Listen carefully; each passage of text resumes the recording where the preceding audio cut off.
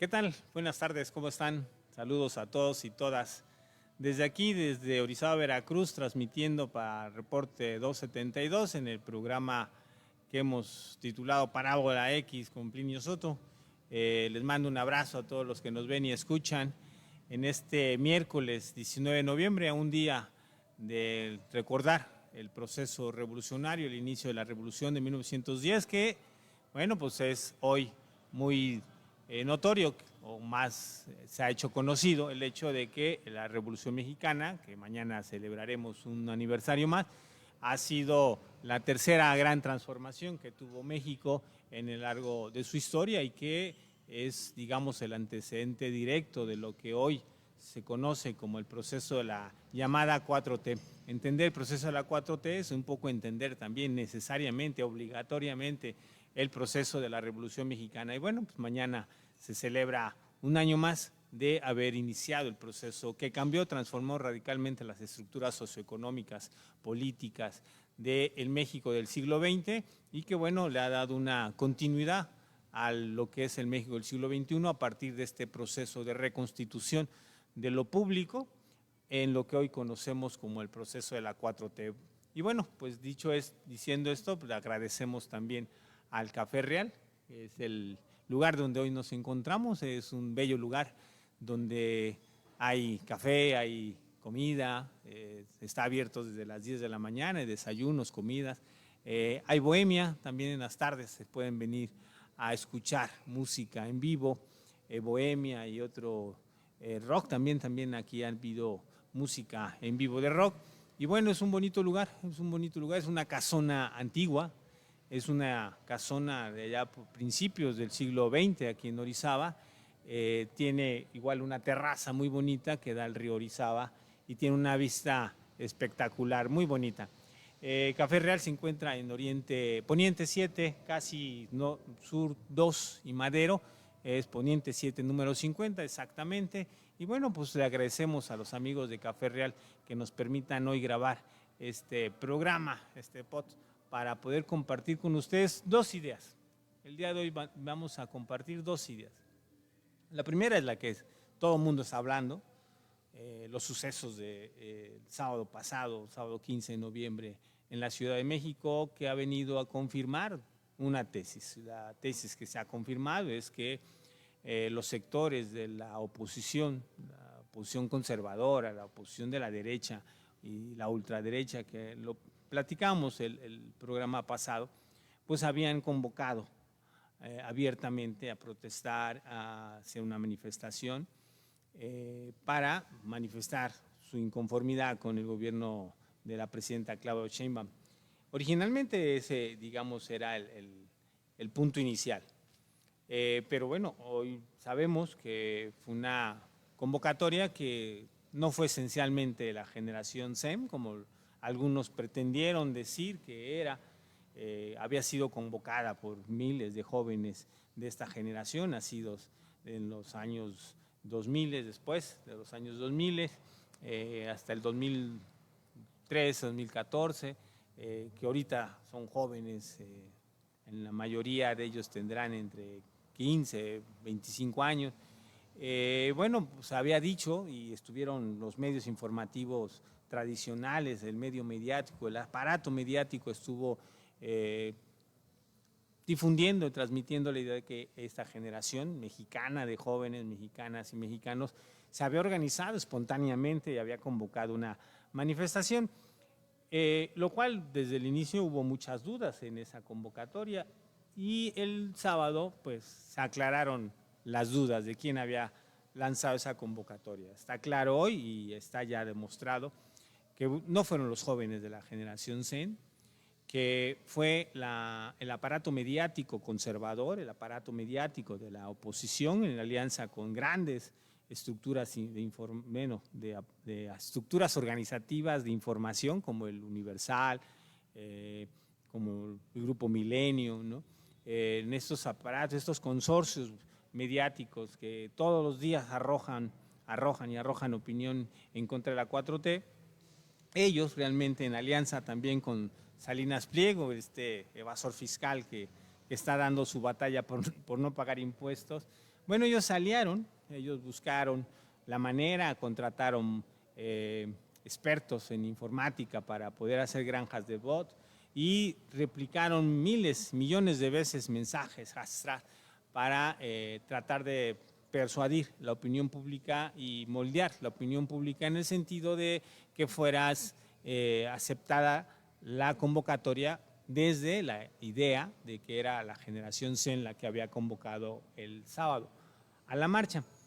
Pero bueno, hoy sabemos que no fue así, que fueron realmente estos sectores de la oposición conservadora en alianza con estos aparatos mediáticos que tienen esta infraestructura, estos grupos, poder fáctico como Salinas Pliego, fueron los que se aliaron para poder distribuir masivamente informaciones falsas, crear pues una nube de desinformación que trató de moldear la percepción pública en México de que está el país mal, de que la gente está harta, que el pueblo está harto de la 4T, de la presidenta, y entonces iban a ir a marchar. Bueno, hoy se sabe que ellos son los que promovieron esa marcha y en esencia no era una marcha convocada en términos de lucha pacífica. Lo comentamos la vez anterior, o sea, si es una convocatoria que establece como antecedente lo que pasó en Nepal, en donde allá los jóvenes de Nepal, entre 15 y 25 años, en su gran mayoría, que es la generación Zen, salieron a protestar y en esa protesta derivó en actos como la quema del Palacio de Gobierno allá en la capital nepalí y incluso digamos, en golpizas que les dieron a integrantes del gobierno que fue depuesto después por estas manifestaciones allá en Nepal. Bueno, si esta idea que era emular, imitar los sucesos de Nepal, evidentemente no era una marcha convocada pacíficamente para hacer resistencia civil pacífica, no, era una marcha que tenía un interés muy claro, un interés político, que era causar violencia. Ese es el segundo gran dato. El primero es saber que está claro que quienes convocaron esta marcha no fueron jóvenes de la generación Zen, no fue ningún referente en México de ese movimiento internacional que hoy está en las redes, que lo que convocaron fueron estos grupos mediáticos de poder, como Salinas Pliego y Milenio y estos grupos mediáticos, estructuras mediáticas. Bueno, el segundo elemento que podemos compartir es que no fue una marcha convocada con fines pacíficos. No fue una marcha que se convocó para protestar pacíficamente, para manifestar ideas, exponer argumentos. Fue una marcha que tenía un propósito muy claro y el propósito era causar violencia, era causar zozobra, era tener fotografías de confrontación, de represión, porque al final de cuentas ellos buscaban estas fotos, no buscaban otra cosa, buscaban estas fotos que hoy están dando la vuelta al mundo a partir de estas estructuras de redes que tiene la derecha internacional, estos grupos muy identificados con los grupos conservadores y bueno, pues tienen esta tarea, ¿no?, de estar difundiendo, repartiendo estas fotografías de los actos de violencia desatados en el Zócalo de la Ciudad de México y en las calles adyacentes. ¿Por qué inicia en este conato de violencia? Bueno, pues se había puesto una valla que había, digamos, para proteger el Palacio Nacional. No es nuevo, lo han hecho muchas veces, pero hoy con esta convocatoria que intentaba emular, imitar los sucesos en Nepal, bueno, pues el gobierno federal lo que hizo fue, en sentido de previsión, pues poner vallas y poner un cinturón de seguridad para evitar que fuera el Palacio Nacional pues destruido, ¿no? O sea, o por lo menos maltratado el palacio, en pintas, en rompieran los vidrios o que incluso que le lanzaran bombas para quemarlo, como sucedió en otros lugares. Bueno, pues esto provocó que los grupos más virulentos que participaron en la marcha del sábado 15 se enfrentaran a la policía. Primero, tiraran las vallas, en una muestra de osadía, ¿no?, de de provocación, tiraron un buen número de vallas que obligó al Cuerpo de Policía de la Ciudad de México a poner un escudo humano, ¿no? El Cuerpo de Policías antimotines tuvo que cubrir ese hueco que había dejado la caída de las vallas. La pregunta es cómo tiraron las vallas también. Esa es una pregunta que tendrán que responder las autoridades. ¿Cómo es posible que no hayan sido cuidadosos en ese sentido y hayan podido tirar estos provocadores la valla? Pero bueno, este escudo humano que puso la policía fue agredido muy fuerte por este grupo de provocadores y bueno, una respuesta de parte de la policía, una respuesta que en cualquier lugar a veces se cometen excesos tal vez de respuesta, ¿no? Hay un exceso en la respuesta puntual, es decir, en el golpe que dé un policía con un escudo. Habría que recordar dos cosas también. Primero, que en la Ciudad de México los policías antimotines no tienen tolete. Desde que ganó el ingeniero Cárdenas allá en 1997 y cuando empezó a gobernar hacia ese periodo 98-2000, el gobierno de la ciudad prohibió a la policía capitalina el uso de toletes. ¿Por qué lo prohibió? Bueno, porque el tolete es un arma que pone en riesgo la vida de un manifestante cuando es agredido a toletazo limpio. Los toletes, en lo personal y como activista estudiantil universitario en los años 90, vi muchos compañeros que fueron golpeados por toletes y fueron heridos en la cabeza. Algunos compañeros pues, tuvieron incluso que acudir a los hospitales y fueron llevados de urgencia porque los golpes con un tolete en la cabeza son terribles. Bueno, y como son muy peligrosos los toletes, digamos, el gobierno de la Ciudad de México, desde el ingeniero Cuauhtémoc Cárdenas, prohibió el uso de estos toletes. Y desde entonces la policía antimotines usa el escudo como instrumento que repele, que disuade. Bueno, el Zócalo ese día, pues los policías tuvieron que actuar en una acción disuasoria para poder rechazar el ataque del cual estaban siendo objeto. Y bueno, eso provocó pues conatos de violencia muy fuertes en algunos momentos. En términos de análisis, también podemos decir que también no es nada, lo que pasó en el Zócalo no es nada con lo que hemos estado viendo en Estados Unidos, donde la represión ha sido terrible, porque allá se disparan balas de goma, usan toletes los policías allá. En Francia también hace unos días vimos cómo la policía antimotines arremetió contra los manifestantes que habían salido a protestar por el genocidio en Gaza, en Palestina, y cómo fueron golpeados con balas de goma, fueron repelidos. También en Alemania la policía de Berlín, que es una policía de un país muy democrático para los conservadores, ¿no? También usan tolete y también usan balas de goma. Y hay exceso policíaco en esos países. También en Londres hemos visto represión policíaca.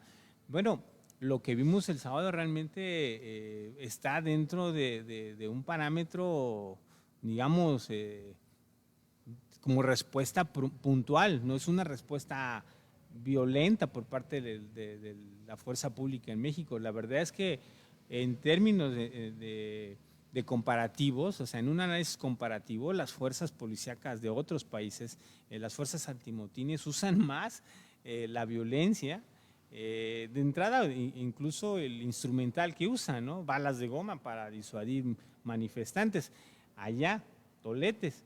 Y acá no, aquí fue el escudo como el instrumento para disuadir. Pero al final la fotografía que ellos querían, los sectores conservadores, la fotografía la han logrado. Han logrado algunas fotografías y luego con inteligencia artificial han querido pasar la idea de que vivimos en un régimen autoritario, dictatorial y que la represión y que hay un régimen que está sediento de sangre de jóvenes y nada que ver, nada más lejos de la realidad. Hoy podemos decir que estas dos ideas, una, no fueron convocadas por jóvenes y dos, fue una marcha con una pretensión de generar violencia. Y aquí la pregunta entonces es, ¿Cómo? ¿Por qué? ¿Por qué la violencia se genera desde estos grupos que dicen que marchaban pacíficamente? Hay un dato en términos comparativos, igual que ilustra mucho el tema. Fíjense que durante los actos de protesta de 2006 contra el fraude electoral, cuando fue el fraude de Calderón, en julio-agosto, en la Ciudad de México, el movimiento que encabezaba Andrés Manuel convocó al plantón, ese histórico plantón de protesta que se instaló desde el Zócalo capitalino hasta Paseo de la Reforma. Fue un plantón que duró 2 meses. Se levantó hasta septiembre de ese año, del 2006. En ese lapso de tiempo, durante todas las marchas, durante todos los días que había reuniones y había presencia masiva de sectores populares que protestaban contra el fraude, no se rompió ni un vidrio. Está aprobado en la historia, no hay ninguna fotografía, no hay ningún documento, no hay nada que pueda acreditar que hubo quema de vehículos, se rompieron vidrios, se pintaron o se destruyeron puertas de negocios. No, nada de eso, nada de eso. Esa es la diferencia cuando es un movimiento que protesta pacíficamente con otro que es un movimiento que dice que es pacífico pero no protesta pacíficamente, como lo fue el sábado 15. Fue un movimiento, fue una marcha convocada para generar violencia, para sacar la idea de que México es un país donde el gobierno reprime. Y la verdad es que no, nada más lejos de la realidad que ese dato. En las marchas y manifestaciones del movimiento de Andrés Manuel, durante todos sus años no se rompieron ningún vidrio. Hubo una marcha siempre pacíficas y se cuidaba a la gente para efectivamente no caer en provocaciones. Pero esta marcha, que es la primera que ellos convocan, la convocan precisamente pues, para generar violencia, para generar esta incertidumbre, esta idea de que hay desde la fuerza del Estado represión hacia los manifestantes. Pero pues eso no es real. Y la oposición ha enloquecido. La oposición en general realmente ha enloquecido, terrible, está enloquecida, está fuera de la realidad. Todos sus voceros están en un momento de histeria, de neurosis, están fuera del contacto con lo que sucede en el pueblo, en la sociedad, en el camión, en el metro allá en la Ciudad de México, en el camión público en Tijuana, en los campos deportivos de las zonas rurales de Chiapas, de Yucatán, de cualquier punto del país. Están fuera del contacto con la gente.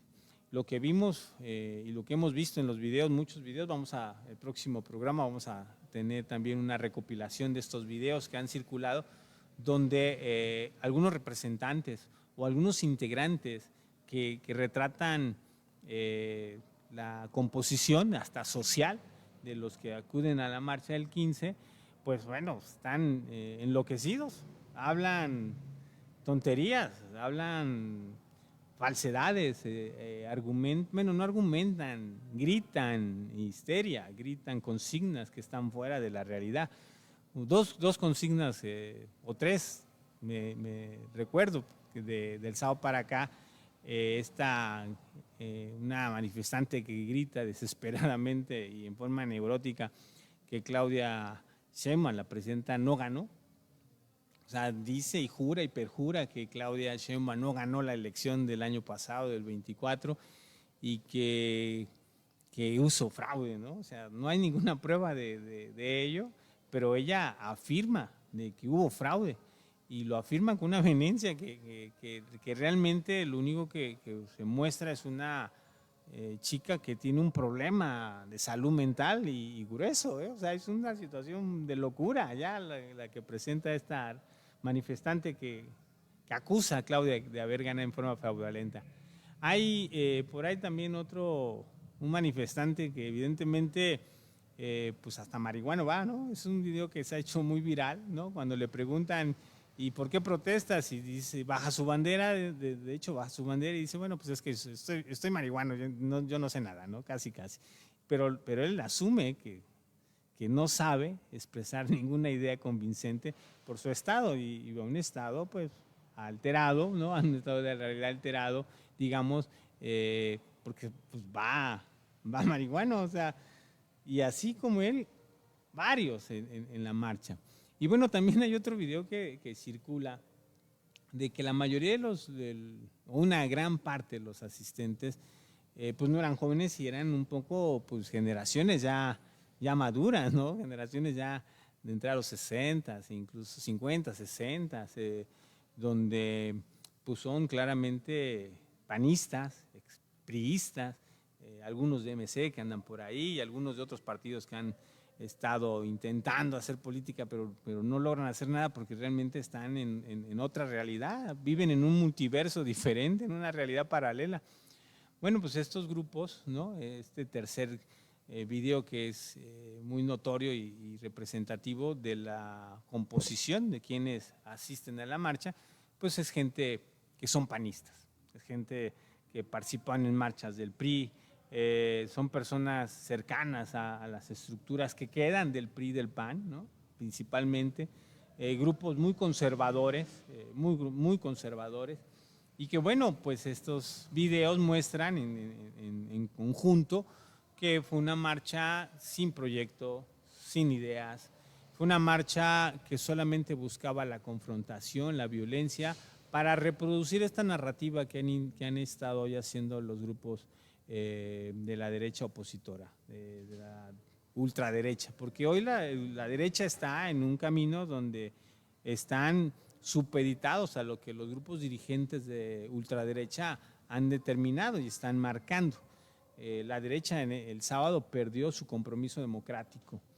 La derecha en México el sábado rompió su compromiso democrático, rompió su compromiso con los procesos pacíficos de transformación política, de cambios políticos por la vía pacífica, y lo que vimos fue la inauguración de la derecha y de la ultraderecha, dirigida por la ultraderecha, de la violencia, del uso de la violencia como recurso de la política. Es lo que vimos el sábado y eso sería el resumen de lo del sábado.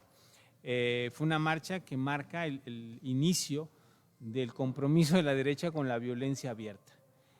Algo que habíamos superado hace mucho tiempo.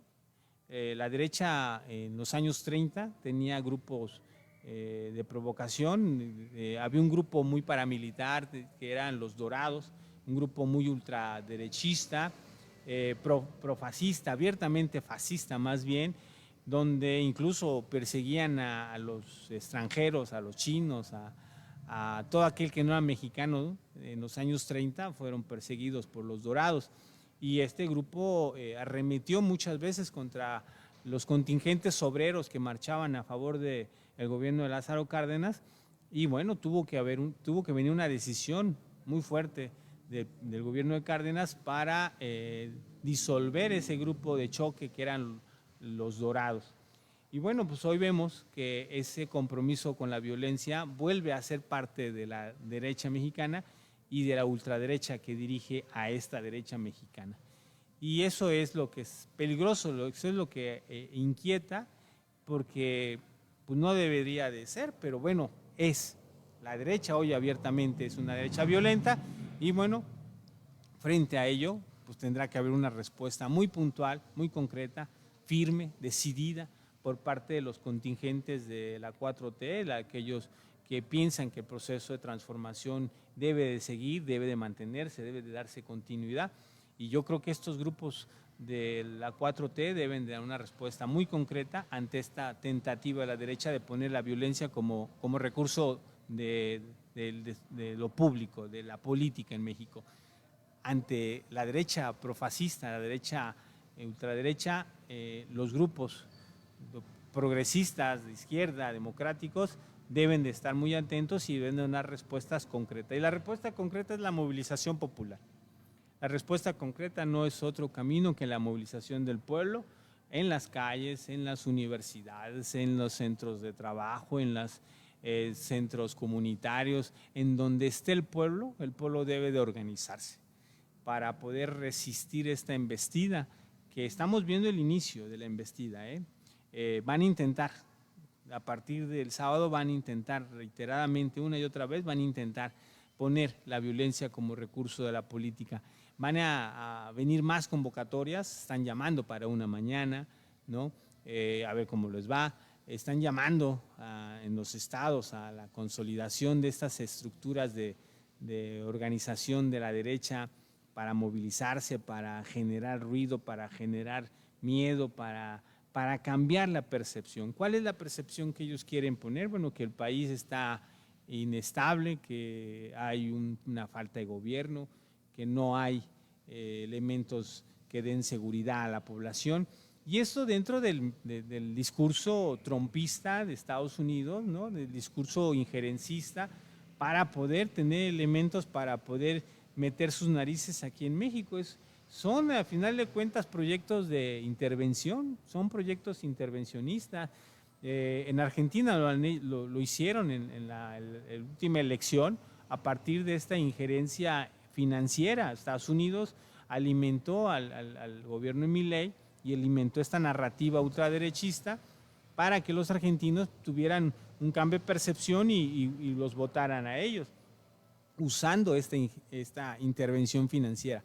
Bueno, en otros países, en Venezuela, están intentando presionar una intervención militar, en Colombia también.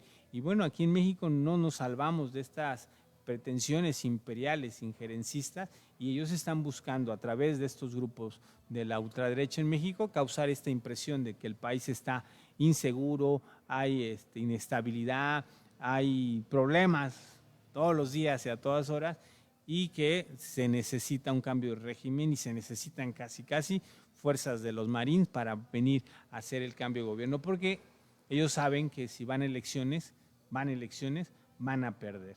Ellos saben, la derecha sabe, la ultraderecha sabe que en unas elecciones van a perder. Ellos no tienen ya hoy el compromiso democrático de ir a la elección y aceptar los resultados pacíficamente, ganen o pierdan. Ellos están hoy buscando que la violencia sea ese factor que decida procesos electivos. Y aquí es donde vamos a comentar, vamos a presentar en la pantalla, por ejemplo, lo que le pasa al PRI en Veracruz, que le pasa en todos lados. La caída brutal en términos de votación absoluta. La primera gráfica, vemos la votación absoluta del PRI en los últimos 43 años.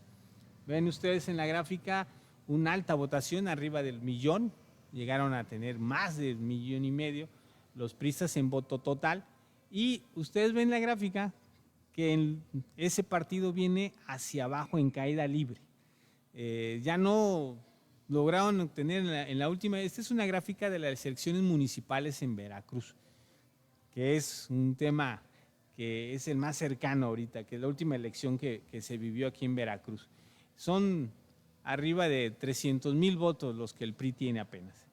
De tener muchísimos votos, más de 1,5 millones de votos, hoy el PRI ha venido hacia abajo completamente. Y esto que pasa en Veracruz, esta gráfica que vemos, la vemos en todos lados y la vemos a nivel federal también. La vemos a nivel federal. El PRI ha venido perdiendo elecciones y perdiendo votos. O sea, la gente ya no confía en el PRI. Lo que queda del PRI son escombros del PRI, de lo que fue alguna vez el PRI. La siguiente gráfica que vamos a ver es una gráfica en términos porcentuales, donde se ve y se agudiza la caída libre del PRI.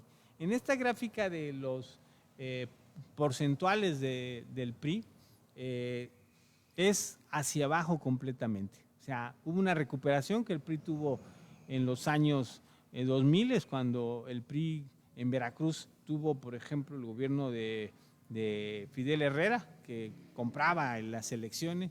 Bueno, pero el PRI no ha recuperado digamos, su porcentaje de votos y ha venido en caída libre. Hoy está arriba del 11% del total de los votos emitidos, de los votos a los partidos. 11%. Seguramente, de nivel federal está entre 7 y 8%. Esto que ven en la gráfica, que están ustedes observando, tanto en votación absoluta como en votación porcentual, es lo que le pasa al PRI y lo que le pasa al PAN. Esos son los partidos que van hacia abajo, van a perder su registro. Seguramente el PRI va a perder su registro de seguir esta tendencia porque no tiene ni liderazgos, no tiene ni propuesta, se ha empeñado en hacerle eco a la ultraderecha, han aceptado en sus filas a voceros de la ultraderecha internacional, latinoamericana, no presentan, digamos, una alternativa real. Y lo que vemos en las gráficas, en las dos gráficas, si las podemos poner, las dos gráficas, es lo que le pasa al PRI en Veracruz, pero a nivel nacional, lo que le pasa al PAN a nivel estatal y a nivel federal. Es decir, la pérdida gradual de votos y de consensos que tienen estos dos partidos que llegaron a hegemonizar la vida pública del país. Estas gráficas lo que nos indican es que ellos vienen a la baja y por eso están desesperados, están brutalmente desesperados para poder hacer algo que les salve su registro. ¿Qué viene enfrente? Bueno, enfrente está la reforma política que se ha planteado y la reforma política que seguramente se va a realizar, seguramente se va a aprobar. La duda o lo que todavía no tenemos claridad es si se van a eliminar o no los plurinominales y en qué condiciones se quitarían los plurinominales. Pero en el caso de que se fueran los pluris, de que es una demanda del pueblo de que se reduzcan el número de plurinominales, seguramente esto pues, va a repercutir en la representación política que tenga el PRI o el PAN. Y por eso están espantados, por eso están desesperados, por eso su neurosis es de tal grado que contagian a algunos integrantes de algunos sectores y le transmiten esta neurosis. Lo que vimos y comentaba al principio, ¿no? De personas que están enloquecidas, literalmente enloquecidas en la realidad política, pues el resultado del enloquecimiento y la desesperación que tienen los presidentes y los dirigentes nacionales, tanto del PRI como del PAN. La semana que entra, en el próximo programa, vamos a traer puntualmente la gráfica nacional, o sea, la gráfica federal del PRI y del PAN, y la vamos a comparar. Pero es lo mismo que acabamos de ver. Esa misma caída libre que tiene el PRI en Veracruz es la misma caída que tiene el PAN, tanto a nivel estatal como a nivel federal. Y la pregunta es, ante esa pérdida de consensos, de votos, de confianza, se desesperan, entran en la neurosis, entran en el miedo y generan este tipo de violencia, tanto verbal como ahora ya una violencia física, porque lo que buscan ellos es conservar sus privilegios.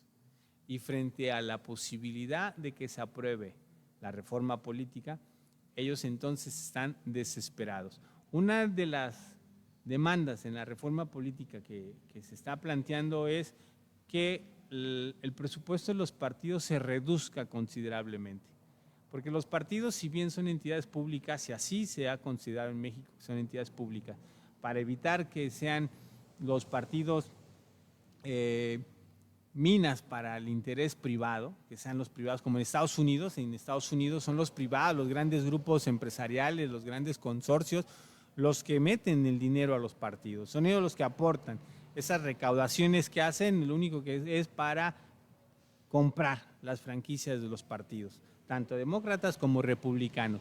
Bueno, en México la reforma del 77 pensó brindar esta idea de que los partidos son interés público y por lo tanto brindar ante la invasión financiera o económica de los intereses privados que pudieran controlar a los partidos. Pero esta idea se pervirtió, está bien pervertida, está toda distorsionada y el financiamiento público, en vez de ayudar a que los partidos hagan actividades públicas de beneficio de consenso democrático, lo que han hecho estos financiamientos públicos a los partidos son crear estos grupos élite, estos grupos privilegiados, ¿no? que son los que se vinieron repartiendo una y otra vez los puestos de representación en el PRI, en el PAN, en el PRD, por eso el PRD desapareció ya como partido, perdió el registro, pero en casi todos los partidos. Y en una visión autocrítica, creo que Morena debería de pensar en cambiar también algunas formas que ha estado aceptando últimamente. Morena no tiene que ser igual al resto de los partidos tradicionales, porque contra eso luchó. Creo que Morena debe de plantear alternativas reales de organización popular y debe de tener los mecanismos en esta reforma política que viene para que se fortalezca no el partido, sino el movimiento, la organización popular, abajo, el pueblo. Eso es lo que debe de prevalecer. Pero bueno, ante este panorama que hemos comentado, evidentemente el PRI y el PAN están desesperados. Evidentemente hay actores también desesperados como Ricardo Salinas Pliego, que lo que quiere es no pagar impuestos, lo que quiere es seguir explotando a sus trabajadores, aunque les diga y les perjures que están muy bien. Lo que quiere es seguir viviendo del erario público, porque Salinas no hizo su fortuna, como él la dice, como un ente privado, él la hizo a partir de negocios con el Estado. Fue el Estado quien le dio la concesión de Canal 13, Canal 7, Canal 40, que se agandalló, por cierto. Y bueno, él ha hecho muchos negocios con el gobierno del PRI y del PAN, y que hoy, frente a la imposibilidad de poder hacer negocios con el gobierno de la presidenta Claudia Sheinbaum, pues está enloquecido, ha montado en la locura total y ahora pues ha vuelto y se ha presentado como el salvador de la derecha y de la ultraderecha. Y bueno, pues sus privilegios se acabaron. La Suprema Corte acaba de plantear que debe de pagar sus impuestos, lo cual tendrá que hacer pronto, porque la verdad es que él, como todos, tienen que cumplir la ley, y la ley nos obliga a todos a pagar impuestos. Bueno, pues hemos llegado al término de estos comentarios del día de hoy. Vamos a traer el próximo miércoles, los esperamos próximo miércoles, vamos a traer más desarrollada esta curva de caída de los partidos PRI-PAN a nivel federal. También vamos a tocar a nivel estatal y bueno, a partir de vamos a explicar por qué también ellos están urgidos de movimientos, de algo que les dé vida, les dé razón para salir a las calles, aunque sea agandallándose algunas ideas internacionales como la bandera del pirata con sombrero de paja. Bueno, antes de irme quiero saludar muy entrañablemente a Óscar Zárate, que nos ve allá en Manchital, que nos sintonizó desde el primer momento de este programa, al compañero Rafael Castro Camacho, que también nos ha sintonizado, nos ha seguido y al cual le debemos ya el libro. Vamos a mandarle un mensaje y por este medio también decimos que nos diga dónde lo vemos, aquí en el Café Real puede ser, para que le demos el libro que habíamos obsequiado, uno de los 5 libros que hemos puesto para los compañeros que nos envíen mensajes. A Ivonne Pliego, una compañera que allá desde el área de Toluca, Estado de México, también nos ha mandado mensaje y nos sigue. Jesús Rivera, un historiador aquí en Orizaba también, que nos ha mandado saludos, le mandamos también saludos, también tenemos ya su libro para él. Y a Germán Munguía, también un compañero conocido por aquí de Orizaba, que nos ha mandado nuestros saludos a él también. Y bueno, también decirle que el libro también está ya encaminado para que él lo tenga y lo puedan disfrutar, el libro de lecturas electorales de Orizaba, breve estudio introductorio a sus procesos selectivos. Y bueno, pues me despido, esperemos que estos tipos de programas ayuden a la información, a combatir la desinformación que se ha estado generando en los últimos meses, y hoy, en este momento de la historia donde la derecha ha planteado salir a la calle, bueno, pues hay que salir nosotros también de los sectores progresistas, de los sectores democráticos, de los sectores de la izquierda política y social, pues también tenemos que redoblar los esfuerzos, porque aquí ya no hay en estos momentos términos medios, no hay esa objetividad completa. También en todas las ciencias sociales hay subjetividades, este elemento subjetivo que nos invade y que nos obliga a tomar una postura clara en situaciones como la que vemos hoy. Así que si surge el fascismo, al fascismo no se le discute, al fascismo se le combate. Y creo que debe ser la posición clara. A la ultraderecha se le debe de derrotar y la vamos a derrotar. Les mando un abrazo, saludo fraterno a todos los que nos ven y escuchan y los esperamos el próximo miércoles aquí en este programa de Parábola X con Plinio Soto y nos despedimos desde aquí. Café Real, pueden venir, los invitamos a que vengan a tomarse un café y nos sintonizamos, nos vemos, nos conectamos el próximo miércoles a la 1:30 de la tarde. Tengan ustedes buena tarde y saludos y abrazos.